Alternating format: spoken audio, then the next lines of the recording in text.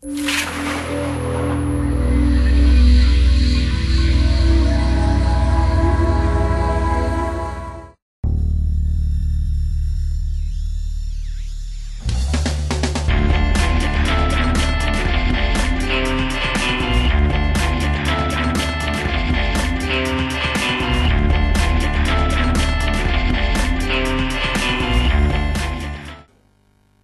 nos parents qui nous écoutent.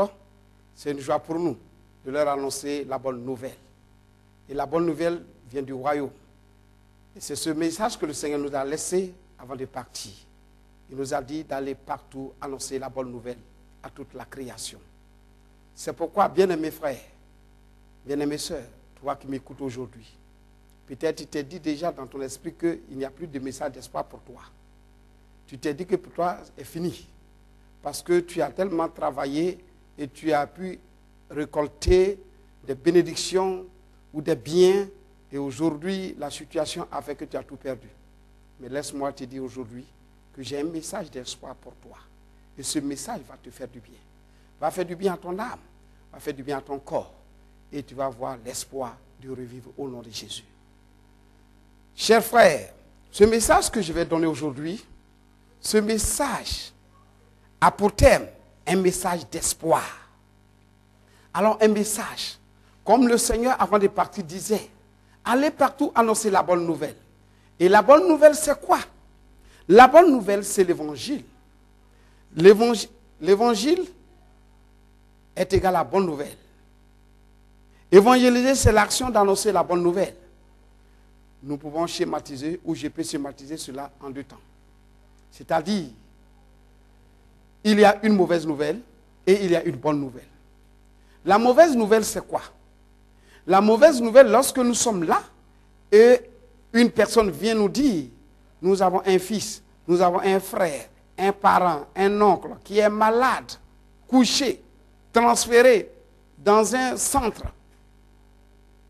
Alors, ça devient un problème pour nous, ça devient un souci pour nous.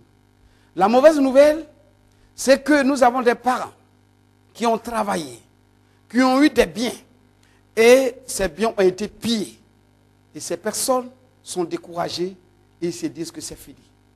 La mauvaise nouvelle, c'est que nous avons aussi des personnes qui viennent souvent, ou bien on vient annoncer que tu as perdu un parent dans un accident d'avion.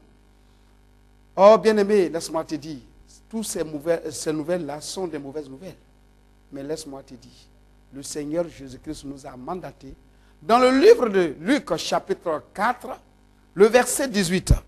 Il dit, l'Esprit du Seigneur est sur moi parce qu'il m'a oint pour annoncer la bonne nouvelle aux pauvres. C'est pourquoi je voudrais que tu saches aujourd'hui, qu'est-ce que c'est la bonne nouvelle? La bonne nouvelle n'est pas qu'une personne, parce que tu n'as pas de l'argent et que tu es pauvre. Pas parce que tu n'as pas de biens matériels que tu es pauvre. Mais celui qui n'a pas Jésus n'a pas la bonne nouvelle. Et c'est pourquoi aujourd'hui, j'ai un message pour toi. Pour que tu saches, avec Jésus, nous avons de l'espoir. C'est pourquoi il me charge de t'annoncer la bonne nouvelle. La bonne nouvelle fait du bien. La bonne nouvelle guérit. La bonne nouvelle réjouit les cœurs. La bonne nouvelle donne la victoire. La bonne nouvelle donne la joie. La bonne nouvelle donne l'estime de vivre. La bonne nouvelle nous donne de rêver. La bonne nouvelle nous donne la force et d'aller et de voyager. C'est ça la bonne nouvelle. La bonne nouvelle fait du bien. La bonne nouvelle, c'est le bon voisinage. La bonne nouvelle, elle fait du bien. Alors, nous devons annoncer cela aux pauvres. Nous avons traversé une crise ici dans ce pays.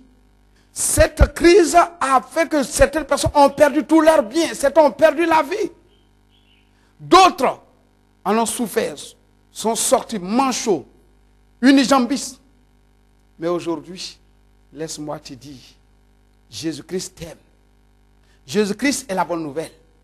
Jésus-Christ me charge de te dire que malgré tes difficultés, malgré les problèmes, malgré cette souffrance que tu endures, oh mon frère, oh ma soeur, laisse-moi te dire que Jésus t'aime. Jésus peut te donner l'espoir de vivre.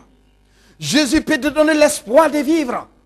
Parce que, avec Jésus, nous devenons riches dans notre esprit. Avec Jésus, nous devenons riches dans notre pensée.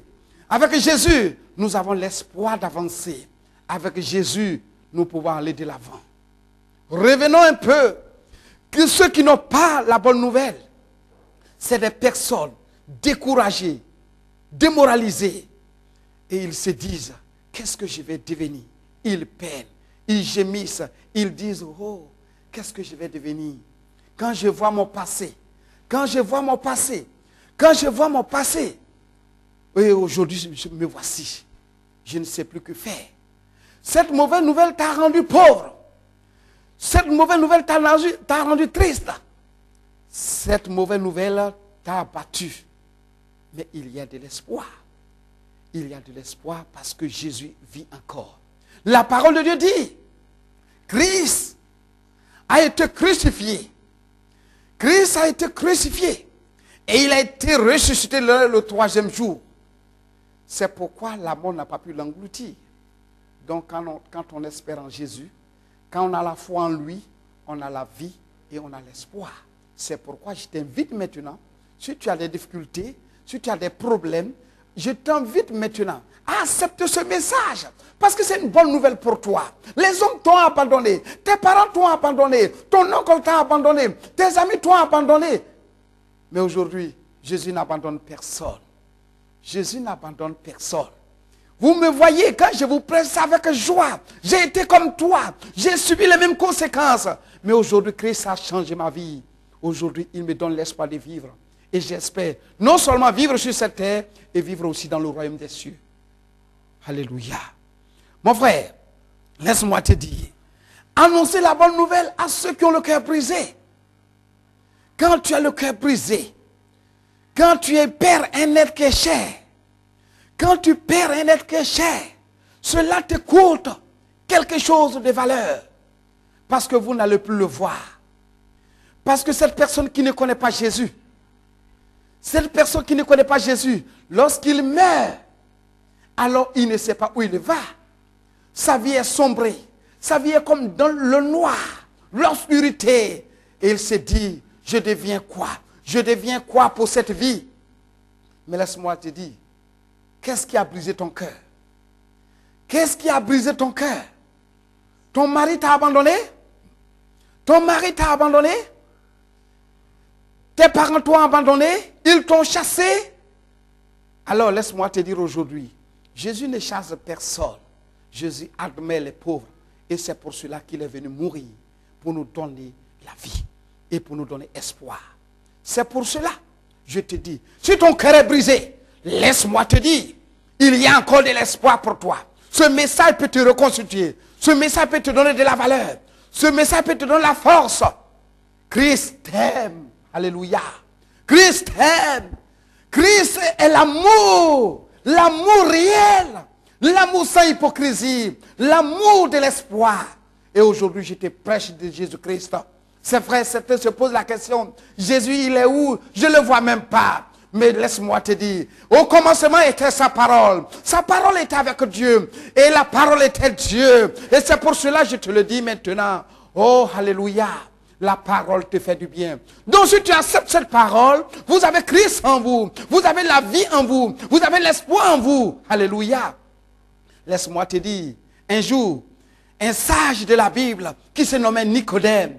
Ce Nicodème se disait, oh, il allait voir cacher ce Christ et lui disait, comment est-ce que je peux faire pour hériter le royaume des cieux? Et il lui disait, pour hériter le royaume des cieux, tu as besoin d'être né de nouveau. Comment est-ce qu'on peut être né de nouveau? Parce que quand on est touché, quand on a le cœur brisé, on est touché dans l'âme, on est touché dans le corps, on est touché dans le cœur et on ne sait quoi faire. Et on ne fait que proférer des paroles négatives. Oh, vraiment, j'invite même la mort pour venir me chercher. J'invite telle situation négative. Mais laisse-moi te dire aujourd'hui, il y a de l'espoir. Il y a de l'espoir. Oui, toi qui me regardes, je dis, il y a espoir pour toi. Il y a de l'espoir pour toi. Tu m'entends? Je dis, il y a de l'espoir pour toi. Même si tu es couché sur un lit d'hôpital, laisse-moi te dire, il y a de l'espoir pour toi. Le Seigneur t'aime. C'est pourquoi Jean 3,16, car Dieu a tant aimé le monde, qu'il a donné son Fils Jésus, afin qu'il croit à lui ne périsse point, mais qu'il ait la vie éternelle, la joie éternelle, la paix éternelle, la victoire éternelle, l'amour éternel. Oh, alléluia. Mon frère, quel est ton problème? Quelle est ta situation? Et tu désespères. Aujourd'hui, il y a espoir. Laisse-moi te dire, si tu as le cœur brisé, le Seigneur Jésus-Christ peut te donner la joie. Et ensuite, il dit, proclamer aux captifs l'année de délivrance. L'année de délivrance. On peut être lié, lié par la maladie, lié par les difficultés, lié par les problèmes, lié par les esprits des ancêtres. On peut être lié par cela. Mais le Christ qui est mort, son sang est versé pour nous sauver, pour nous racheter. C'est pourquoi il dit dans le livre de Jean, chapitre 8, le verset 36, si le Fils de Dieu vous a franchi, vous serez réellement libre. Aujourd'hui, si ce message t'a franchi, tu seras réellement libre. Si ce message t'a franchi, vous serez réellement libre. Si ce message t'a franchi, tu seras réellement libre. Il y a de l'espoir encore. C'est pourquoi, toi qui es malade, certains disent souvent, oui, se plaît dans cette position de dire, moi, oui, je suis malade. On dit, c'est telle maladie, c'est le sida, c'est la fièvre typhoïde, c'est l'hypertension. C'est vrai. L'hypertension, c'est un nom. Le sida, c'est un nom. Mais laisse-moi te dire